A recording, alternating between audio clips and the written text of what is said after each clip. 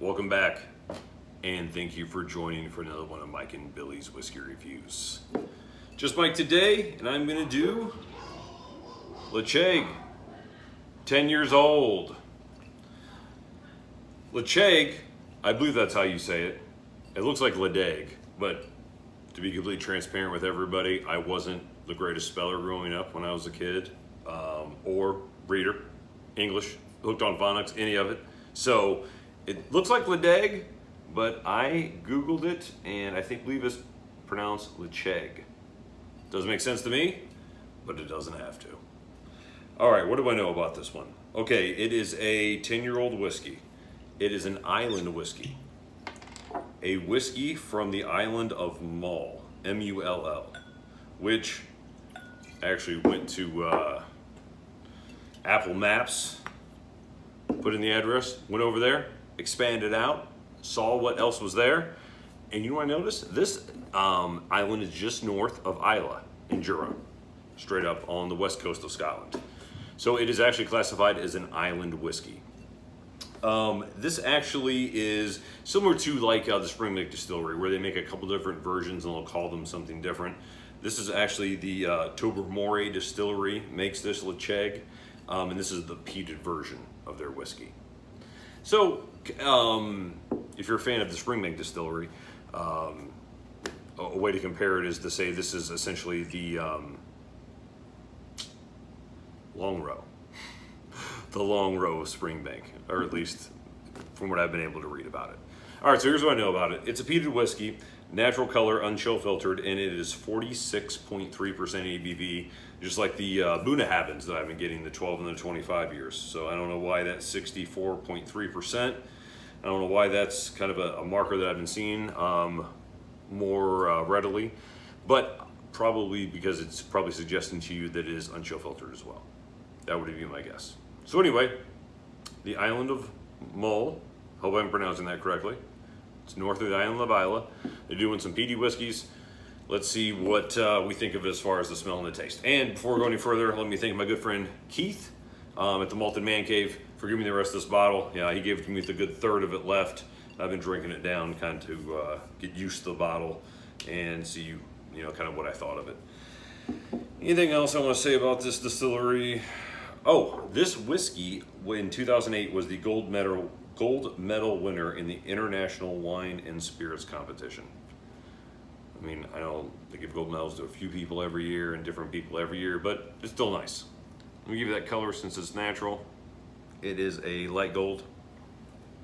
I'll give it a swirl around my Glencairn. See how oily it is. Tell you what, the legs don't come down quick. Don't come down quick at all. When they do, they're kind of thin and they're very spread apart. All right, see what Rick does. There's smoke. You kind of like that mineral / iodine smoke with this one. It's sour on the nose. I mean, not an overpowering sour.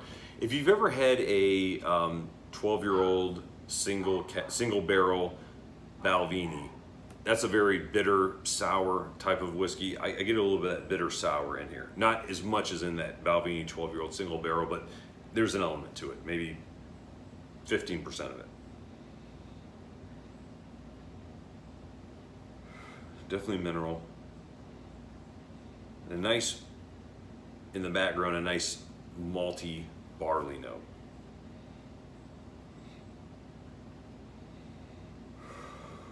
It's like sour, but with a little bit of sweetness,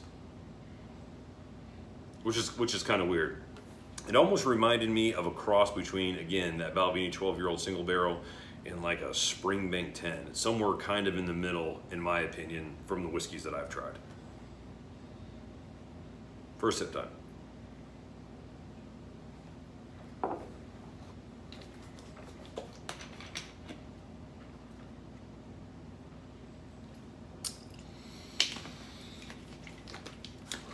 Well, it's definitely smoke.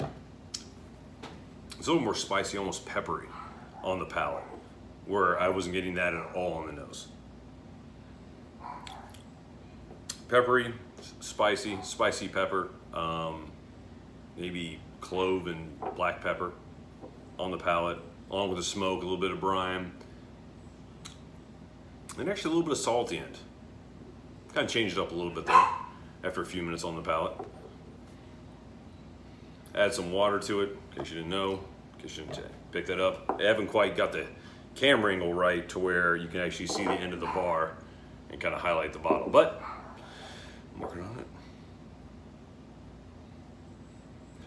Now with water, you get a lot more of the saltiness of this whiskey. Not that there's salt in the whiskey, but the smell of, the remembrance of salt. And almost kind of with water like a nutty characteristic to it. And then that sour hit you, sour. Like you ever smell a whiskey sour, like right when he puts in the, what was it, lemon lime, something like that? Yeah, it's kind of like a little bit of a lime rind as well. Yeah, it opened it up, made it saltier and limier and brimier and a little more citrus with water. Let's take a little sip and see what we think about the palate.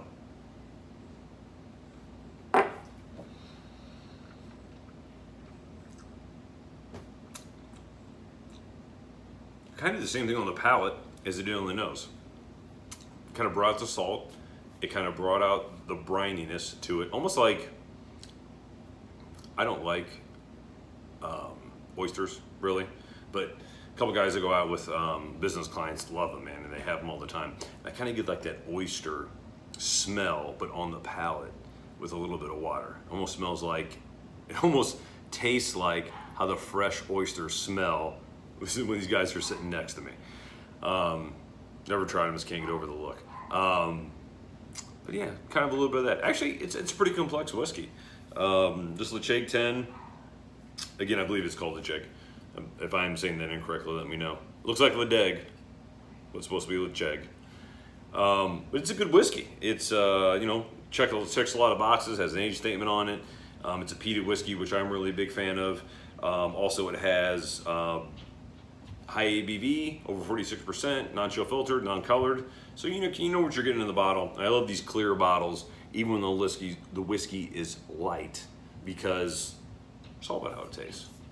It's all about how it tastes, folks. As far as price on this bottle, I don't know what my buddy Keith paid for it, but I looked on Master of Malt, which I know isn't a really good indication on what you can get them for here in the States, but Master of Malt has this around a $40 bottle. If I were to buy it from there, and if they still ship to the US, which is a huge disappointment, Master of Malt, that you stopped doing that. Lost, I'm sure you know how much you lost. Anyway, not gonna beat that dead horse, but I will say this. To get it here in the States from Master of Malt, it would have been the 40 plus about 35 for shipping. So probably the cost for us to get it here around 70. I'm assuming Keith probably paid similar to that. I don't ask Keith what he pays for the bottles of whiskey that he gives me, because I've got the first 7 completely wrong. So I just kind of want to go with it. I just kind of want to keep going with the fact that I have no idea what he paid for it. I might look on Master of Malt and I'll take a wild guess at what it is. As far as the whiskey score on this one, it actually was a little bit more complex than I assumed it would be, considering it was $40 on Master of Malt and considering it was only a 10-year-old whiskey. But it was fairly complex, and it was full. You know, it was rich and had some really nice flavors. The flavors it had, it really drove home well. And I mean, I would say this is an 88 out of 100 as far as a whiskey. I mean, this was a decent whiskey. You know, if it was a $100 whiskey, I would say it was a bit of a disappointment. But for the price point that I'm assuming that it's at, this is a really solid whiskey, and this is a good peated whiskey. Not overly peated like on Isla, but similar to like a Talisker, or maybe not quite as peated, maybe a notch down from Talisker, or something from Springbank, something like that. Just a nice peat, medium, has a nice little finish to it, got some nice fresh fruits to it. It's a nice whiskey. So I appreciate Keith giving me this bottle. I've enjoyed having probably 6 or 7 drams out of this bottle, and I'll finish it tonight. But most of all, I want to know what you guys think, so please let me know in the comments section. Until next time, I want to thank you for joining us for another one of Mike and Billy's Whiskey Reviews. Until next time, happy drinking.